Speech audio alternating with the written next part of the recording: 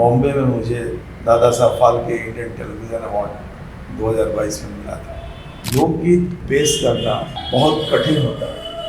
आज कोई भी कलाकार उत्तर प्रदेश में भूखा नहीं है, किसी का बैंक बैलेंस ऐसा नहीं कि नहीं है। सेंसर सर्टिफिकेट हमको सेंसर वालों ने दिया, करीब करीब हम 3-4 घंटा रोते रहे देख के सर।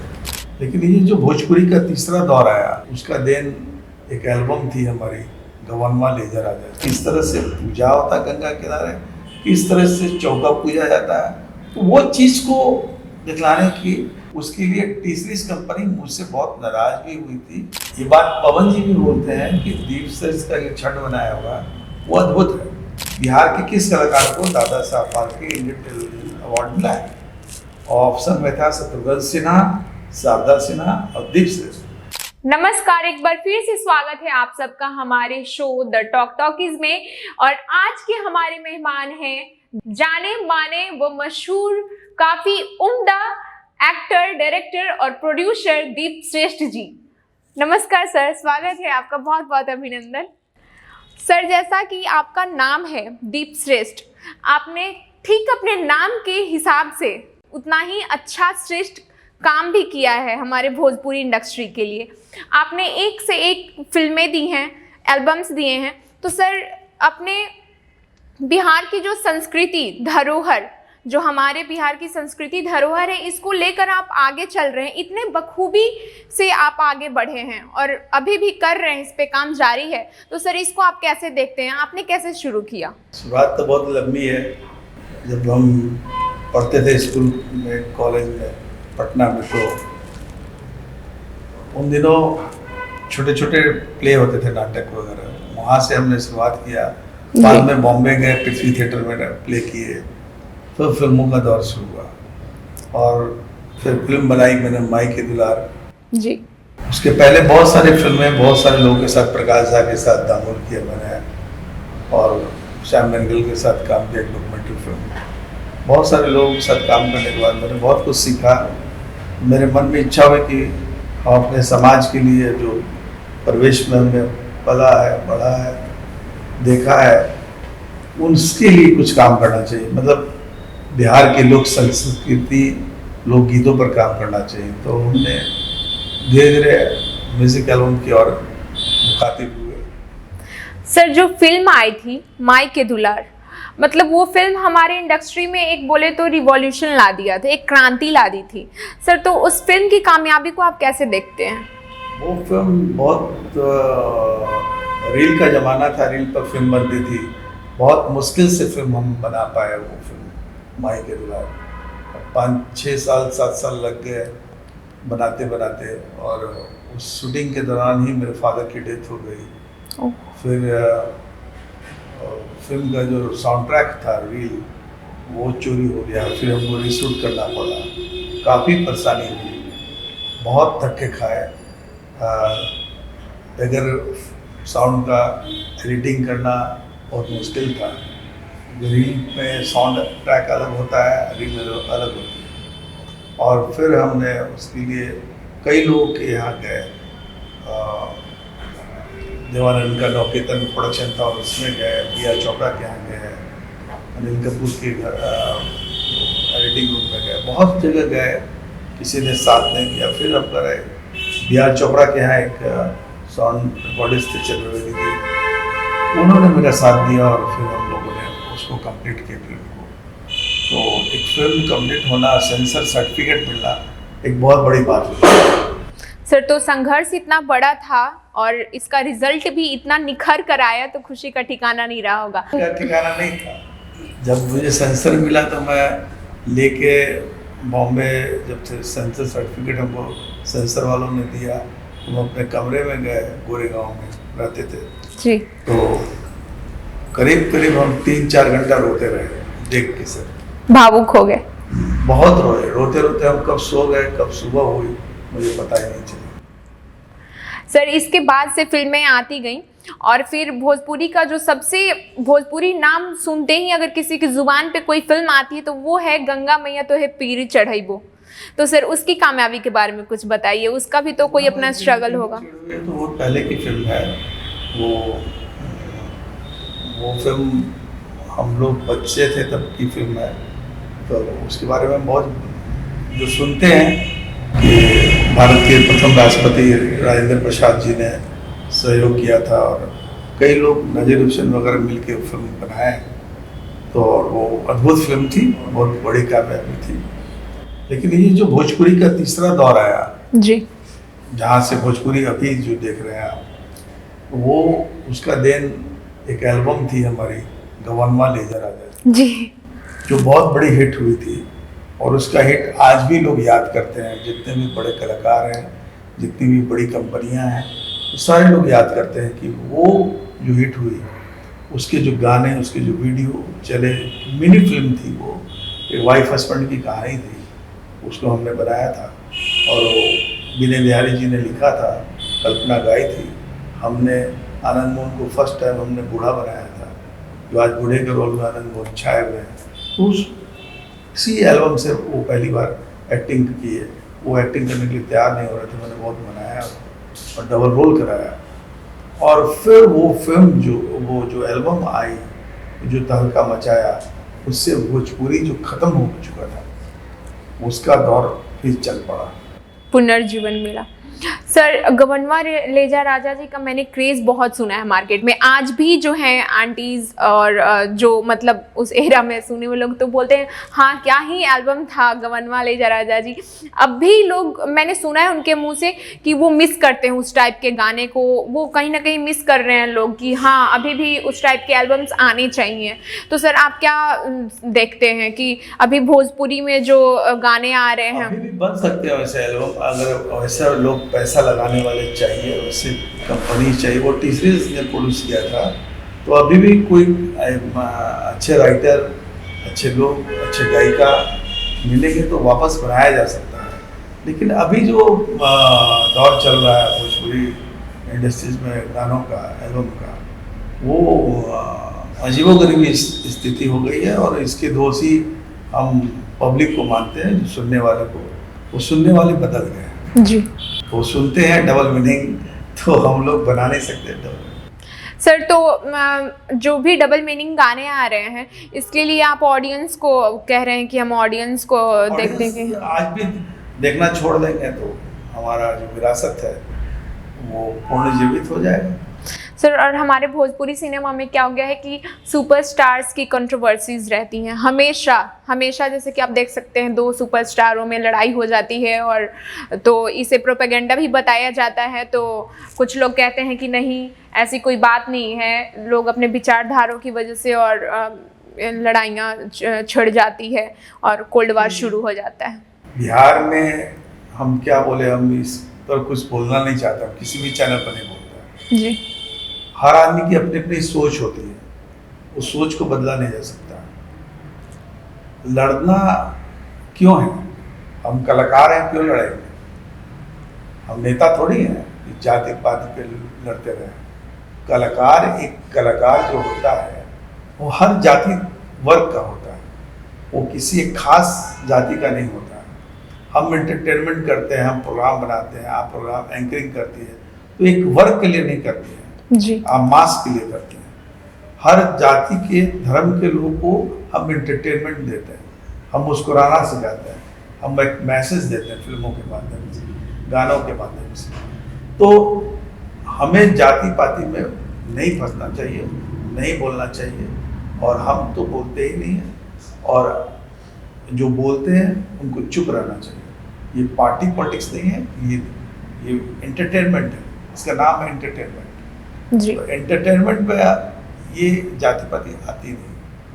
हम कोई भी बात, आज जो हम बैठे हैं किसी खास वर्ग के लिए नहीं बैठे, हम सबके लिए दिखलाने के लिए बैठे। सर, लेकिन कहीं ना कहीं जाति पे ऑडियंस भी हमारी बंट गई है, तभी तो जो गाने आते हैं जातिवाद को लेकर इतने ज़्यादा वायरल हो रहे हैं। आप नहीं, हम कहते हैं कि खाना आप लेके आए, आप खाना खिलाने के लिए किसी को बुलाए, और उसको आपने कहा भाई हमारे यहाँ खाना आज बना है दाल चावल सब्जी, तो भुजिया बनाए हैं कि दाल फ्राई बनाए हैं, ये तो आप पर है जी। आप जैसा परोसेंगे खाने वाला वही खाएगा ना, थोड़ी होटल तो है नहीं। वो थोड़ी डिमांड करेगा कि हमको दाल फ्राई चाहिए। तो आप क्या परोस रहे हैं, क्या पेश कर रहे हैं, आपके ऊपर डिपेंड करता है। सर एक बार फिर से हम आएंगे, आपके जो एल्बम्स आए हैं, एल्बम्स आपके हर तरह के आए हैं, जैसे कि छठ पूजा गीत हुआ, दुर्गा पूजा, दशहरा या और भी बड़े छोटे कई अन्य त्योहारों को लेकर, क्या मरना क्या जीना, हर चीज़ पर आपके एल्बम्स हैं। तो सर आप इस अपने संस्कृति को, इस परंपरा को, लोकगीतों को लेकर आगे जा रहे हैं, आपने अपनी ज़िंदगी गंवाई है, इसमें लगाई है, तो सर इसको आप कैसे देखते हैं? देखिए, लोकगीत को पेश करना बहुत कठिन होता है। जी, ये तो है। उसकी बारीकियों को देखना, उसके संस्कार को देखना, उस चीज़ों को लोग तक पहुंचाना। जैसे कि हमने छठ गीत को बनाया था आज से 22 साल 23 साल पहले, शारदा जी का, जो आज हर साल छठ के सीजन में उस गाने से शुरुआत होती है। लोग घर में उसके वीडियो को चला के आज भी देखते हैं और ठेकुआ बनाते हैं या जो भी करते हैं। सर कुछ बोल उस गाने के। नहीं, वो तो बात की चीज़ है, हम बता रहे हैं। तो उस संस्कार को, उस चीज़ों को दिखलाने के लिए हमने अपनी माँ से सीखा कि वो कैसे छठ करती थी, उसी चीज़ को हमने दिखलाया। वो कोई फिल्मी डांस नहीं है। ये बात पवन जी भी बोलते हैं कि दीप से इसका जो छठ बनाया हुआ वो अद्भुत है जी। तो वो चीज़ को हमने दिखलाया कि किस तरह से टीका लगाया जाता है, किस तरह से पूजा होता है गंगा किनारे, किस तरह से चौका पूजा जाता है। तो वो चीज़ को दिखलाने की हमने कोशिश किया। उसके लिए टी सीरीज कंपनी मुझसे बहुत नाराज़ भी हुई थी और बोली कि छठ वट नहीं चलेगा, ये 3 दिन का पर्व है और इतना रुपया तुम लगा रहे हो, ये कवर नहीं होगा। मैंने कहा था कि एकदम कवर होगा, नहीं कवर होगा तो मैं 3 से 4 एल्बम फ्री में कर दूँगा। और हमने किया, अनुराधा पौडवाल जी का भी किया, शारदा जी का भी किया, कल्पना का भी किया, छला जी का भी किया। तो तमाम चीज़ें को पेश करने को दिल से वो मेरा बनाया हुआ है। उसी तरह विवाह गीत, संस्कार गीत जो हमने किया है वो अद्भुत है। वो हमसे ही दोबारा बोलेंगे तो नहीं बन पाएगा, वो चीज़ बन गई जी सर। और वो कहीं ना कहीं इतिहास में दर्ज हो गया है, क्योंकि सब चीज़ों को देख के मैं विरासत नाम का सीरियल दूरदर्शन पर लेके आया था जी। जो गांव-गांव जाके हमने फोक सिंगर जिसको प्लेटफॉर्म नहीं मिला उसको हमने शूट किया। और वो देख के, उस सीरियल को देख के बॉम्बे में मुझे Dada Saheb Phalke Indian television award 2022 में मिला था। सर वाकई में ये काफ़ी कठिन है, काफ़ी मुश्किल है इस अपने संस्कृति को पिरो कर, संजो कर लेकर चलना और इतना आगे तक ले जाना। प्रॉफिट नहीं हो सकता जी, उसमें आपको प्रॉफिट नहीं होगा। वो एक इतिहास बना सकता है, पैसा नहीं बना सकता, कॉमर्शलाइज नहीं हो सकता। जी, अच्छी चीज़ है, पैसा कमाने पे ज़्यादा आपका फोकस नहीं है सर। तो और भी हमारे कुछ क्वेश्चंस हैं आपसे, जैसे कि आज के दौर में क्या हम देख रहे हैं कि गाने आ रहे हैं, गाने भी आ रहे हैं और नए नए रोज उभर के कलाकार भी आ रहे हैं। तो सर आप ये जो नए कलाकार आ रहे हैं, नौसिखिया, जो जिनको कुछ समझ नहीं है, ना तो अपनी संस्कृति ना तो अपना परंपरा कि हाँ हमारे भोजपुरी में क्या देना चाहिए नहीं देना चाहिए, कुछ भी अलबल करके लोग गा रहे हैं और चल भी जा रहा है, उस पर आप क्या कहना चाहेंगे? कलाकार का जो एक रूप, कलाकार को जिस विद्या में भी जाए उसको सीखना चाहिए, सीखने की प्रवृत्ति होनी चाहिए जी। अगर आपको गायक बनना है तो आपको हारमोनियम का सीखना चाहिए, सारेगामा आना चाहिए। अगर एक्टिंग करना है तो आपको एक्टिंग करने के लिए बराबर नाट थिएटर करें या किसी एक्टिंग स्कूल से सीखे, डांस सीखे, फाइट सीखे। तो ये सीखने की इच्छा जिसमें रहेगी वही सुपरस्टार बनेगा, नहीं तो यूं ही रह जाएगा। सर जैसा कि आप बोले कि हर चीज को सीखना चाहिए, चाहे वो कोई भी क्षेत्र हो, हमें लगातार सीखना चाहिए। तो नहीं है, और आज तो डिजिटल युग है। डिजिटल युग में हर दिन कैमरे का फॉर्मेट बदल जाता है जी, मेकअप का स्टाइल बदल जाता है, लाइटिंग का स्रोत बदल जाता है। तो आदमी को उस तरह से नहीं अपग्रेड होगा तो कुछ भी, आज भी हम सीखते हैं जी। आज भी नए नए एडिटर है। अब तो रील का ज़माना है नहीं, नए नए एडिटर है, कम एज के कोर्स करके आ रहे हैं, मास कम्युनिकेशन करके आ रहे हैं। आज मास कम्युनिकेशन की पढ़ाई कॉलेज में, स्कूल में होती है, पहले नहीं होती थी जी। पहले हम लोग को नचनिया गवनिया कहा जाता था घर में कि नचनिया बनेगा, गवनिया बनेगा, क्या करेगा, घर में 10 IAS अफसर है, ये बर्बाद हो गया लाइफ। मोहल्ले वाले ताना देते थे क्योंकि पहले फिल्में बनती थी 5 साल 6 साल 4 साल लगता था। आज क्या डिजिटल युग में 3 महीने में 4 महीने में फीचर फिल्म बन जाती है। एल्बम तो चलिए हफ्ते भर में बन कर ली जाती है, 10 दिन में पता नहीं। तो बदलता जा रहा है परिवेश और अपग्रेड होना चाहिए। तो आज के नए कलाकारों को मैं यही बोलूँगा, टेक्नीशियनों को यही बोलूँगा, आप किसी भी काम को करें, सीखें। जी सर, जैसा आपने सीखने की बात कही अभी कि सीखना चाहिए, तो सर आपको क्या लगता है कि सीखने के लिए हमारे बिहार में प्लेटफॉर्म प्रचुर मात्रा में हैं? ये भी तो है ना कि हमारे बिहार में प्लेटफॉर्म्स हैं सीखने के? नहीं है, कुछ कुछ लोग खोल रहे हैं, अभी कुछ बॉलीवुड में कुछ खुला है एडिटिंग वगैरह का, कहीं कहीं एक्टिंग का भी खुला है, तो धीरे धीरे आ रहे हैं लोग। सरकार की पॉलिसी यहाँ सही नहीं है फिल्म के प्रति, तो इसलिए थोड़ा हम लोग, कोई भी सरकार यहाँ आई तो फिल्मों पर ध्यान नहीं दी। जैसा उत्तर प्रदेश में होता है जी, वहाँ पर फिल्म सिटी वगैरह बन गया है, वहाँ सब्सिडी है, हमारे यहाँ नहीं है, इसलिए यहाँ पर बड़ी फिल्में जिसको फीचर फिल्म बोलते हैं वो नहीं बन पाती है। आज बॉम्बे फिल्म इंडस्ट्रीज का करीब करीब 40 से 50% फिल्में उत्तर प्रदेश में बन रही हैं जी। इसलिए वहाँ पे कलाकारों को काम मिल रहा है। वहाँ पर नॉर्म्स है कि 80% आर्टिस्ट को यूपी का होना चाहिए। तो आज कोई भी कलाकार उत्तर प्रदेश में भूखा नहीं है, किसी का बैंक बैलेंस ऐसा नहीं कर रही है सर। और जो उनका रूल है, जैसा कि आपने बताया नॉर्म्स है कि 80% यूपी के ही होने चाहिए, तो उसकी वजह से हमारे बिहार के लोगों को ज़्यादा वहाँ मौका भी नहीं मिल पा रहा है। और मिलेगा, हाँ, आप हर प्रदेश अपना अपना चाहता है। गुजरात सब्सिडी देती है गुजराती फिल्मों को, वो अपने लिए यूज करेगी, पंजाब करेगा तो अपने लिए करेगा, बंगाल करेगा तो। और हमारे पास एकमात्र वही जरिया भी है, अगर हमें शो करना है, खुद को दिखाना है, तो उनके पास जाना ही पड़ेगा। हमारे पास सिवाय उलझुल हरकत करके गाने बनाने के सिवाय कुछ नहीं है, एल्बम बनाने के सिवाय कुछ नहीं जी।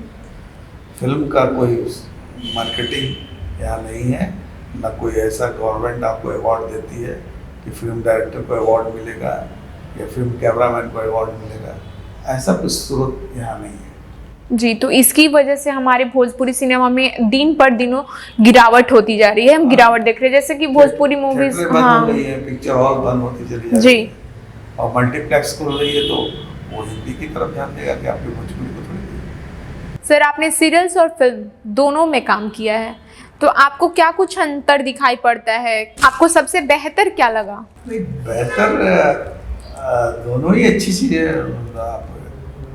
एक्टिंग का स्टाइल थोड़ा सा बदल जाता है, थोड़ा काम करने का।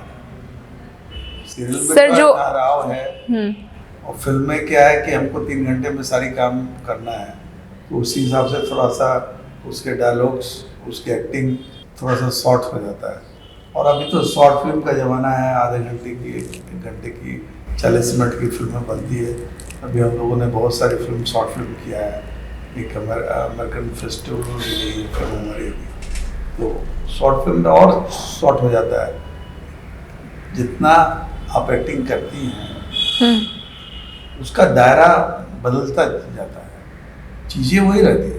तो लेकिन जो रियलिज्म वाला चीज़ है वो किस चीज़ में फील आता है? रियलिस्टिक ज़्यादा किस में हम रियल फील कर पाते हैं, फिल्म या सीरियल्स? आपको क्या लगता है? रियलिस्टिक तो वो काम के ऊपर डिपेंड करता है, डायरेक्टर के ऊपर करता है और किस तरह का सब्जेक्ट है। 2 तरह की फिल्में बनती है, एक कमर्शियल फिल्म, एक सार्थक फिल्म जो बनती है, जिसपे लोग सोचते हैं कि इस पर कमाई नहीं होगा लेकिन अवार्ड मिलेगा जी। बहुत सारी फिल्में, जिससे अमित जी ने बहुत सारी फिल्म किया है, जिसमें कमर्शियल फिल्म नहीं थी, आर्ट फिल्म जिसको पहले लोग बोलते थे, तो उसमें एक्टिंग करने का अलग मजा है। सर आपने अवार्ड की बात की है तो फिर हम अवार्ड पे ही चर्चा कर लेते हैं। आपको जो अभी Dada Saheb Phalke Indian television award मिला सर, वो काफ़ी एक बड़ा अचीवमेंट है आपके लिए। तो सर ऑब्वियसली आप अपने काम को लेकर वहाँ तक पहुँचाए या ऐसा काम किया इसके लिए मिला, तो आप क्या चाहते हैं कि हमारे जो युवा कलाकार हैं या निर्देशक हैं वो इससे कैसे इंस्पायर हो, कैसे प्रेरित हों और कैसे और काम करें, अच्छा काम करें कि हाँ वो भी यहाँ तक पहुँच पाएँ? देखिए, पहली बात कि ये कोई ग्रामर नहीं है और कोई 1 2 नहीं है कि वो 1 के बाद 2 आएगा। अवार्ड जो है एक आपकी जिम्मेदारी को बढ़ाता है, हम मानते हैं जी। अवार्ड खुशियों का नहीं है और टेंशन का है जी। हम जब भी अवार्ड लेते हैं तो यही लगता है कि आज से मेरी एक जिम्मेदारी और बढ़ गई। हाँ, मुझे और अच्छा काम करना चाहिए ताकि जो आपकी छवि है उसको और आगे बरकरार रखें। रखें। हाँ।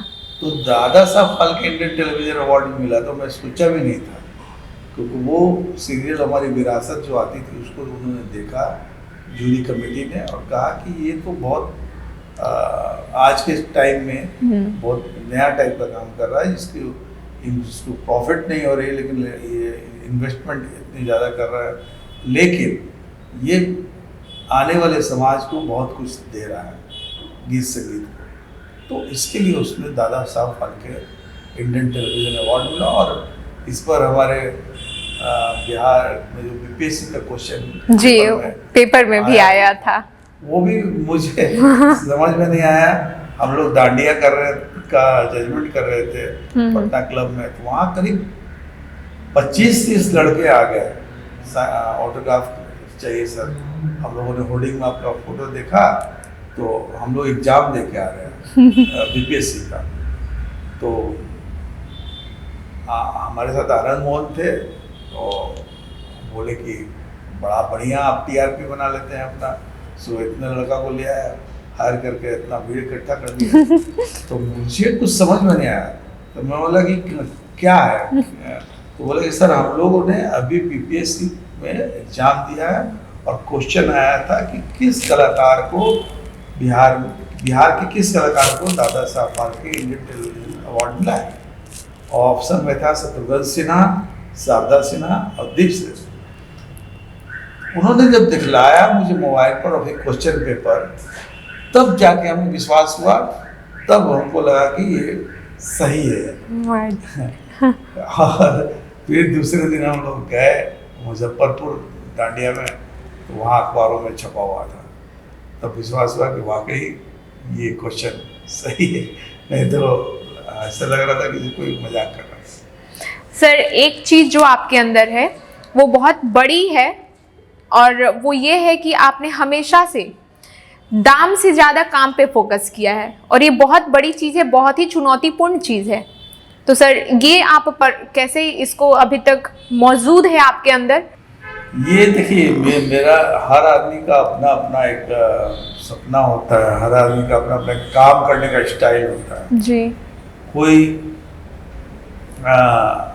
अपने रूप को अलग ढंग से दिखलाना चाहते हैं, कोई कुछ करते हैं। मुझे लगता है कि मुझे बनाया गया है दूसरों को मदद करने के लिए, इसलिए मैं नए कलाकारों को अक्सर काम देता हूँ, नए गायकों को, गायिकाओं को अक्सर मैं मदद करता हूँ। और एक मुकाम जिंदगी भर तो कोई रहेगा नहीं साथ में, और जिंदगी भर कुछ होना नहीं है, लेकिन स्टार्टिंग जरूर करता हूँ, कोशिश जरूर करता हूँ, तो उसको एक परफॉर्म देने की कोशिश करता हूँ। बाकी उसका भाग, उसके तकदीर में जो होगा वो होगा जी। और रही बात मेरा काम करने का स्टाइल, तो मैं कहीं भी रहूं, मुझे बिहार से लगाव है और मैं किसी भी कंपनी के लिए काम करता हूं, पहला शर्त होता है कि पटना में मैं 50% काम करूंगा, क्योंकि यहाँ के भी कलाकार को काम मिलना चाहिए, यहाँ के कलाकारों को भी पेमेंट मिलना चाहिए। जी सर, अभी तक की जो हमारी बातें हुई वो ठीक है, लेकिन अभी दशहरा आने वाला है, फिर छठ पूजा आएगा, तो अभी भी आपका कुछ काम चल रहा होगा अपने सॉन्ग्स एल्बम्स को लेकर, तो आने वाली गानों और एल्बम्स के बारे में कुछ बता दीजिए। अभी हमारा अपना भी चैनल है श्रेष्ठ मूवीज और दीप श्रेष्ठ ऑफिशियल। दीप श्रेष्ठ ऑफिशियल पर विरासत आता है और श्रेष्ठ मूवीज पर फिल्म और गाने आते हैं। तो अभी नवरात्र में गाने आ रहे हैं, रिकॉर्ड वर्क चालू है और कई नए गायकों को इस बार फिर लेके आऊँगा और अच्छे अच्छे गाने को मतलब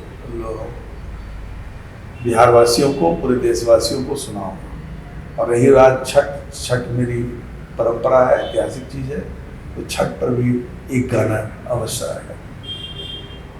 शुक्रिया सर, धन्यवाद। देखिए, जीवन में बहुत सारी चीजें हैं जो मन का होता है, मन का करना पड़ता है। हमारी भी इच्छा रहती है कि मैं ऐसा कुछ करूं जिससे समाज ही नहीं, पूरे वर्ल्ड में बिहार की जो विरासत है, हमारी जो धरोहर है, हमारा जो लोकगीत, लोक संगीत है, उसको मैं दिखलाता हूँ। अब रही बात, इसके लिए इन्वेस्ट करने वाले लोग चाहिए। बहुत लोग आज के डेट में कमर्शियल चीज़ें तो बनाने के लिए पैसे लगाते हैं, प्रोड्यूसर आते हैं, पर सही चीज़ के लिए नहीं आते। तब मैं क्या करता हूँ, मैं अपने सीरियल विरासत के माध्यम से लोगों को दिखलाता रहता हूँ। मैं उन कलाकारों को कहूँगा कि आप भी अपनी धरती की, अपनी चीज़ों को, अपने राज्य का ऐसी चीज़ों को दिखलाएं, ऐसे गीतों को बनाएं जो आपके घर के लोग, आपके परिवार के लोग बैठ कर देख सकें। जब मुझे गवर्नमेंट इंडिया राजा जी मिला था तो मैं सोच में पड़ गया और टी सीरीज के मालिक को बोला कि मुझे 2-4 घंटे का समय दीजिए। और 2-4 घंटे में चाय मंगाया और ये सोचने लगा कि मुझे ऐसा कुछ करना चाहिए कि ये एल्बम दुनिया का एक नंबर 1 एल्बम बने। तो कैसे बने, इसके लिए मैं 2-3 घंटे मंथन करता रहा। चाहता तो मैं यूं शूटिंग करके मैं पैसा लेके चला आता, लेकिन मुझे बड़ी कॉर्पोरेट घराने का काम मिला था, तो मैं उसे चुकना नहीं चाहता था। और मैंने कोशिश की कि एक-एक चीज़ को, एक-एक फ्रेम को पेंटिंग की तरह उसके संस्कार, बिहार के भोजपुरी संस्कारों को दिखलाते हुए, वो कमरा जो आप कोहबर बना हुआ है, जहाँ हीरो हीरोइन लेटा हुआ है, आप देखेंगे वॉल पर पेंटिंग क्या किया हुआ है। एक एक चीज़ के लिए मुझे झगड़ा आर्ट डायरेक्टर से होता था, सेट डिजाइनर से होता था, और मैं संभल कर काम कर रहा था। एक सीन था कि डोली लाना है, डोली का गाना है, और डोली मुझे सीन में चाहिए। और दिल्ली में, नोएडा में मैं शूटिंग कर रहा था। कंपनी का स्टाफ बोल दिया कि यहाँ डोली वोली नहीं होता है। मैं बोला डोली नहीं होता तो मैं शूटिंग रोक दूंगा। और डोली, एक लाइटमैन मुझे बोला कि एक प्रोडक्शन मैनेजर है, उनसे आप बात कीजिए, वो डोली आपको हरियाणा से उपलब्ध करा रहे हैं। मैं बोला, उनसे बात किया, और 5 बजे सुबह जब मैं स्टूडियो पहुंचता हूँ, गेट खोलता हूँ तो डोली रखी हुई थी। शॉट तो सिर्फ एक ही था, लेकिन उसे लोग बार बार देखते थे। तो बहुत सारी चीज़ें हैं, बहुत सारी यादें हैं। मैं आपके साथ कम समय है, मैं अगली बार आपको सुनाऊंगा कि शारदा जी कैसे पानी में उतारा था मैं, और उनके हस्बैंड ने कहा कि तुम शारदा जी को मार दोगे, तुम दूसरा शारदा से न ला दोगे क्या? मैं बोला कि अरे वो मेरी दीदी हैं, कैसे मर जाएगी, मैं भी खड़ा रहूँगा। और बिहार के टॉपर गोताखोरों को मैंने पानी के अंदर रखा था। बाढ़ का वो सीजन था और साफ ही साफ था पानी में, और तब मैं शूटिंग कर रहा था। वो सारी घटनाओं को मैं अगली बार इसी चैनल पर सुनाऊंगा। तब तक के लिए मुझे इजाज़त